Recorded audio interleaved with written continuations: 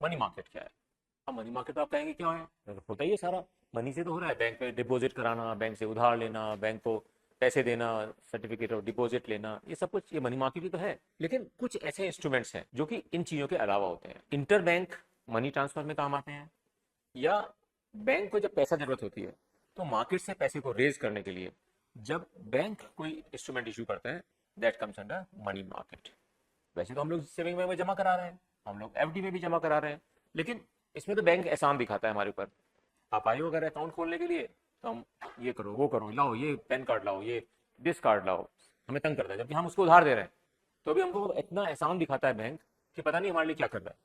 2.25% saving bank में देता है इंटरेस्ट, और 6.5% का दे रहा है एफडी के अंदर। लेकिन हमको ऐसा हैरेस करता है कि अगर आप जाके कभी करो अकाउंट खोलने जब जाते हैं बैंक में तो बहुत चीजें मांगते रहते हैं। लेकिन देयर आर सर्टेन ओकेजन्स जबकि उसको बैंक को खुद को पैसा चाहिए होता है।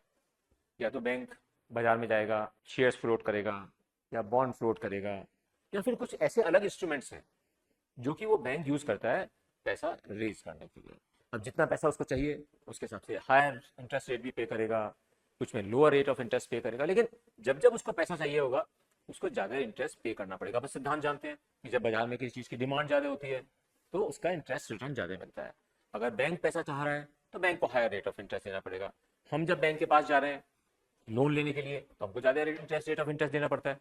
अगर किसी भी चीज़ का हम लोन लेते हैं तो बैंक से अगर हम लेने जाएंगे बैंक कहेगा वो 10%, 11%, जो भी है। सो बेसिकली डिपेंड्स अपॉन कि किसको पैसे की जरूरत है।